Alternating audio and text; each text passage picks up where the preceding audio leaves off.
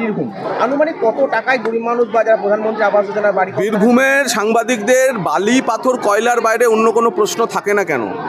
এত বালি কয়লা পাথরের সঙ্গে সাংবাদিক কুলে সম্পৃক্ততা কেন? তো আমরা আপনাদের কাছে পরিসংখ্যান আমরা আগামী 17 তারিখ পেশ করব, 1 মাস পর। এরপর আমরা বালিটা ধরছি। বালির পুরো প্রজেক্ট তৈরি হয়ে গেছেন, মুখ্যমন্ত্রীজি নীতিগতভাবে ছাড়াও দিয়ে দিয়েছেন। যাবো আর আজকে ক্যাম্প পরিদর্শন আসুন আসুন আসুন। ক্যাম্প পরিদর্শন করলেন। পশ্চিমবঙ্গের সমস্ত জায়গাতেই এই ক্যাম্প হচ্ছে, জনকল্যাণ শিবির। মাননীয় মুখ্যমন্ত্রীজি সমস্ত মন্ত্রীকে, সিনিয়র অফিসারদের নির্দেশ দিয়েছেন সেখানে যাওয়া, মানুষের সঙ্গে মানুষের এই পরিষেবা প্রদান যাতে সুচারুরূপে হয় সেই ব্যবস্থা দেখা। আমরা আজকে কঙ্কালীতলা গ্রাম পঞ্চায়েতের এই শিবিরে এলাম। আপনারাও দেখছেন কত মানুষের ফুটফল, কত মানুষ আসছে। 3 দিনের একটা ক্যাম্পেইন চলছে। তার মানে পরিষেবা শুধু সরকার 3 দিন দেবে তা না। এই নতুন সরকারের আমলে এই পরিষেবা প্রদান এবং যে পরিষেবা হচ্ছে, এতদিন যে কেন্দ্রীয় সরকারের প্রকল্পগুলি বাদ ছিল সে সমস্ত কেন্দ্রীয় সরকারি প্রকল্পগুলি এবার চালু হচ্ছে। স্ক্যামগুলো দেখছেন প্রত্যেকটা কাউন্টারে সেই কেন্দ্রীয় সরকারি প্রকল্পগুলিও চলছে।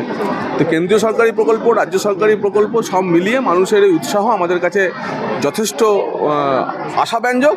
এবং এই 3 দিন পরেতেও নিরন্তর বেসিসে সমস্ত পঞ্চায়েত অফিস, ব্লক অফিস, মহকুমা অফিস থেকে এই ধরনের পরিষেবা আমরা দিতে থাকি।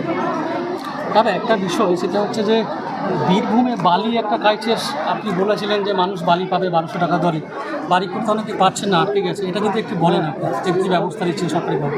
পাথর হয়েছে তো, বালিও হবে, অপেক্ষা করুন। 17ই মে আমাদের পাথরের 1 মাস পূরণ হচ্ছে। নতুন পদ্ধতিতে আমাদের জেলা শাসকের নেতৃত্বে যেভাবে আমরা পাথরের উপর রয়্যালটি কালেকশন আমরা শুরু করেছি, চমকপ্রদ আমরা আপনাদের কাছে পরিসংখ্যান আমরা আগামী 17 তারিখ পেশ করব, 1 মাস পর। এরপর আমরা বালিটা ধরছি। বালির পুরো প্রজেক্ট তৈরি হয়ে গেছেন, মুখ্যমন্ত্রীজি নীতিগতভাবে ছাড়াও দিয়ে দিয়েছেন।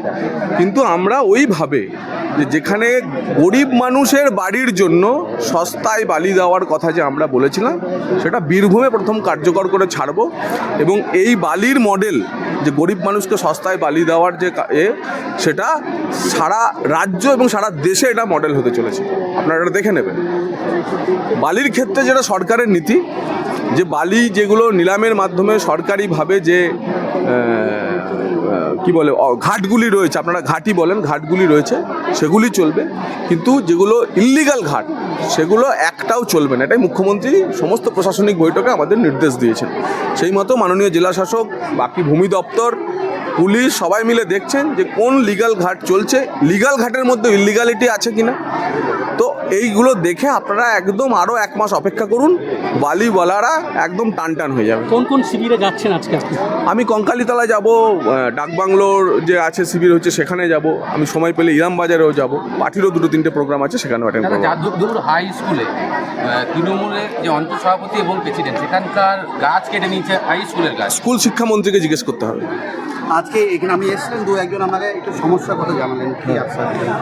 15 বছরের হিমালয়ের থেকেও উঁচু যে সমস্যা আছে জমা, সেই সমস্যাগুলো যদি আমরা জমা করতে থাকি, হিমালয়ের থেকে উঁচু একটা বড় পাহাড় হবে। তো আমরা মানুষের কাছে যাচ্ছি, আমরা জনপ্রতিনিধি হয়েছি, মানুষের সমস্যার কথাই তো শুনবো বলে যাচ্ছি। কিন্তু এই সমস্যা যেটা হচ্ছে, যে যা সরকার, গত সরকারের, বিগত সরকারের আবর্জনা, সেই আবর্জনা আমাদের পরিষ্কার করতে হবে। তো যার ফলে আমরা তো শিবিরে সেই কারণেই মুখ্যমন্ত্রী আমাদের পাঠিয়েছেন, মানুষের সমস্যার কথা শোনার জন্যই তো পাঠিয়েছেন। আপনি একটা কথা বললেন যে বালি নিয়ে দৃষ্টান্ত সৃষ্টি করবে বীরভূম, আনুমানিক কত টাকায় গরিব মানুষ বা যারা প্রধানমন্ত্রী আবাস যোজনার বাড়ি? বীরভূমের সাংবাদিকদের বালি পাথর কয়লার বাইরে অন্য কোনো প্রশ্ন থাকে না কেন? এত বালি কয়লা পাথরের সঙ্গে সাংবাদিক কুলে সম্পৃক্ততা কেন?